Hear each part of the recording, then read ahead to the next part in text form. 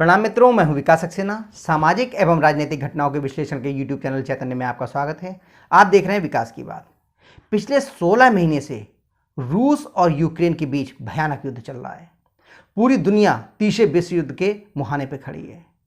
जब से ये युद्ध शुरू हुआ है तब से लगातार बम, गोले, मिसाइल, इसके साथ साथ प्रोपेगेंडा का भी वार चल रहा है। सूचना का युद्ध भी चल रहा है। यूक्रेन की तरफ से तमाम ऐसी सूचनाएं भेजी जा रही हैं जिसका उसे युद्ध में लाभ मिले। इसी तरह का काम रूस की तरफ से भी किया जा रहा है।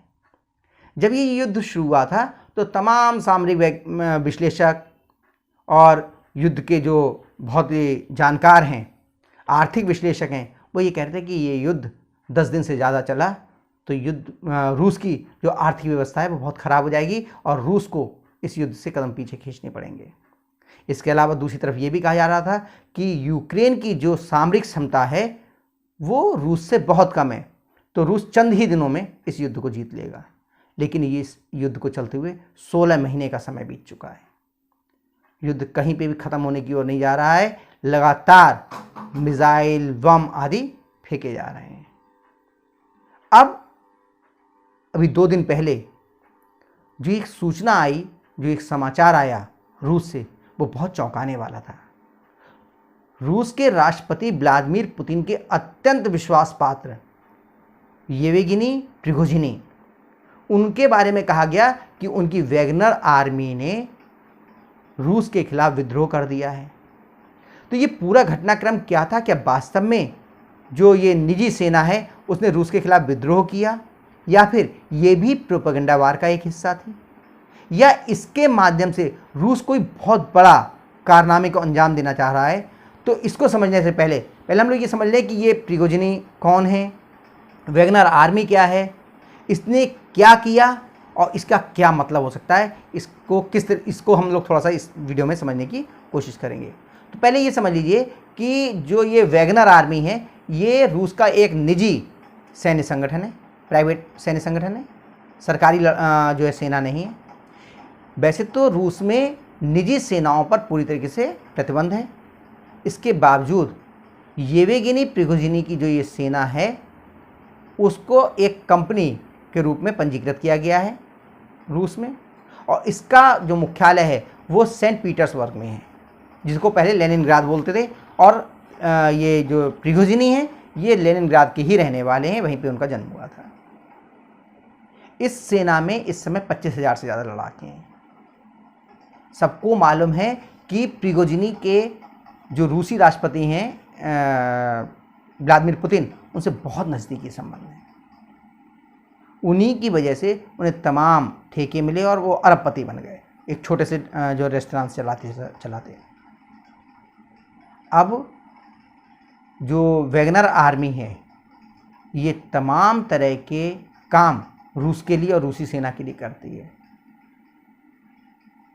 तो अभी शनिवार को ये खबर आई कि जो यूक्रेन युद्ध भी वैगनर आर्मी जो है वो रूस के लिए लड़ रही थी। हालांकि रूस लगातार मना करता रहा है कि ना, हम वैगनर आर्मी का सहयोग नहीं ले रहे हैं, लेकिन इसके बावजूद व्लादिमीर पुतिन ने उसके लड़ाकों की तारीफ जरूर करी कि वो बहुत बहादुर है, बहुत साहसी हैं। तो शनिवार को अचानक जो येवगेनी और प्रिगोजिनी हैं उन्होंने घोषणा की कि भाई वो अब रूस के खिलाफ विद्रोह करेंगे। उनके लड़ाकों ने अचानक जो रूस का जो सैन्य ठिकाना था यूक्रेन सीमा के भीतर रोस्तोव में, उस पर कब्जा कर लिया और अपने लड़ाकों को प्रिगोजिनी ने आदेश दिया कि भाई अब रूस की तरफ मार्च करो, मॉस्को की तरफ मार्च करो, जो कि रूस की राजधानी है। उसने कहा कि रूस के राष्ट्रपति बड़ी गलतियां कर रहे हैं जिसकी वजह से हमें यूक्रेन में पर्याप्त सफलता नहीं मिल पा रही है। उसने ये भी कहा कि भाई मैं राष्ट्रभक्त हूं, देश के प्रति वफादार हूं, और अब जल्दी ही रूस को नया राष्ट्रपति मिलेगा। यानी कि सीधा सा आरोप था कि राष्ट्रपति व्लादिमीर पुतिन उतनी तत्परता से, उतनी आक्रामकता से इस युद्ध में भाग नहीं ले रहे हैं, प्रदर्शन नहीं कर रहे हैं, जिससे कि आसानी से यूक्रेन को पछाड़ा जा सके। इसके अलावा रूसी रक्षा मंत्रालय ने एक आदेश भी जारी किया जिसमें उसने कहा कि जितने भी स्वयंसेवक समूह हैं रूस के, उन सभी को रूस की सरकार के साथ एक अनुबंध पर हस्ताक्षर करने होंगे जून के आखिर तक। इसका प्रिगोजिनी ने कड़ा विरोध किया और उन्होंने कहा कि ऐसे किसी भी अनुबंध पर वैगनर सैन्य समूह हस्ताक्षर नहीं करेगा, हम इसका बहिष्कार करेंगे। जब उन्होंने ये विद्रोह कर दिया, उसके बाद जो बेलारूस के राष्ट्रपति हैं अलेक्जेंडर लुकाशेंको, उन्होंने इसमें हस्ताक्षर किया। उन्होंने प्रिगोजिनी को समझाया और उनके समझाने पर प्रिगोजिनी समझ गए और चंद घंटे के भीतर उन्होंने अपने लड़ाकों को आदेश दे दिया कि भाई अब तुम वापस जाओ और मॉस्को जाने की आवश्यकता नहीं है, हम खून खराबा नहीं चाहते। दूसरी चीज़ और समझ लीजिए कि जो उन्होंने रोस्तोव का जो सैन्य ठिकाना था, सैन्य मुख्यालय था रूस का, उस पर जो कब्जा किया उसमें एक गोली भी नहीं चली। किसी के मरना घायल होना तो बहुत दूर की बात है। तीसरी चीज, चंद घंटों के भीतर ही रूस के राष्ट्रपति ने इस पर प्रतिक्रिया भी दे दी।